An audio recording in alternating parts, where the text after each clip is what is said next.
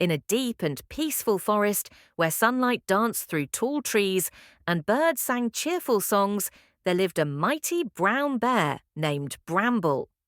Bramble was known across the woods, not just for his great strength and thick fur, but for his terrible temper. He was easily annoyed, and when anger struck, it came like thunder. A loud chirp, a snapped twig, or even a playful laugh from another animal could make him growl and roar. The other forest creatures kept their distance, not because they didn't like Bramble, but because they feared his wrath. Bramble, deep down, didn't want to scare anyone, but he didn't know how else to express the storm of emotions that lived in his chest. Most days he felt alone, misunderstood, and frustrated, though he could never quite explain why. At the heart of the forest stood a tall, ancient oak tree. In its thickest branch lived a buzzing hive of bees, hard at work collecting nectar and making golden honey. These bees were peaceful, focused, and small, but they were brave. Among them was a tiny bee named Bella. She was the youngest of her colony, curious and sometimes clumsy, but always kind. One warm afternoon, Bramble was dozing under the shade of the old oak tree, enjoying the stillness. Bella, returning from a long day of flying, was so tired that she wasn't watching where she was going. As she swooped down too fast, she accidentally landed right on Bramble's nose. Bramble jolted awake with a roar. "Ow! A bee stung me!" he shouted, though Bella hadn't stung him at all. She squeaked in fear and quickly flew away, terrified.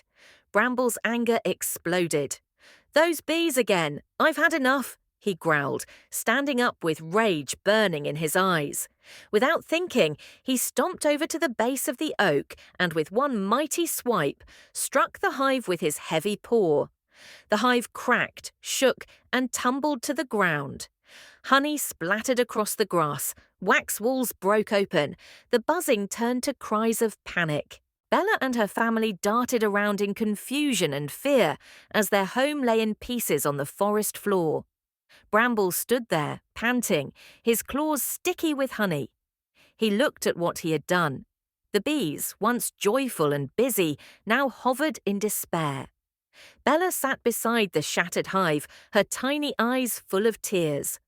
Bramble looked away. Guilt flickered in his chest, but he turned and walked back into the forest without saying a word. After that day, the forest grew quiet around Bramble. Birds no longer sang near his den. The deer avoided the stream when he was there. Even the wind seemed to blow more coldly. Bramble pretended not to care. "Let them be afraid," he muttered. "They never liked me anyway." But at night, in the stillness of his cave, he felt something he didn't want to admit: loneliness. The forest wasn't the same. Without the sounds of life, the world felt empty. Days later, Bramble wandered through the woods and past the same old oak tree. The hive was gone, but at the base of the tree, a single flower had bloomed. Its petals were golden yellow, glowing like sunlight. Bramble stared at it, feeling a strange tightness in his chest. He sat beside it in silence. Far from there, in a hollow log on the edge of the forest, Bella and the other bees had built a new hive. It was smaller, less protected, and colder, but they worked hard to rebuild.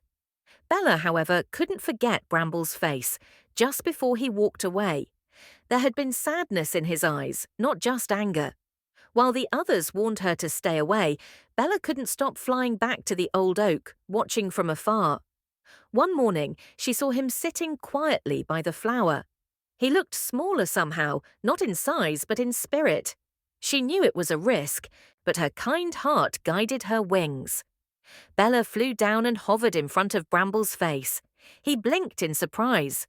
Before he could growl or speak, she gently lowered a tiny drop of honey onto a smooth green leaf and pushed it toward him. "For you," she said softly. Bramble stared. "Why would you bring me this?" he asked, his voice gruff. "Because you looked sad," Bella said, "and because forgiveness is sweeter than anger." Bramble's eyes filled with tears. He had never received a gift from anyone before, especially not someone he had hurt. He looked down at the honey, then back at Bella. "I was wrong," he said at last. "I didn't mean to hurt you. I was just angry at everything, at myself mostly." Bella gave a small, warm smile. "You can't undo the past," she said, "but you can help us build a better future." From that day forward, Bramble was different. He visited the bees' new hive, not to steal, but to help. He guarded the hive from curious animals, cleared paths through thorns, and even carried water in large leaves during dry days. The bees were cautious at first, but in time they came to trust him. He no longer felt like a monster. He felt needed. The forest, too, began to change. The birds returned to their songs. The deer drank freely again. The squirrels started chattering once more. And one golden evening, Bramble lay under the old oak, surrounded by forest friends. Bella buzzed beside him, telling the young animals the tale of the bear who broke a hive and healed a heart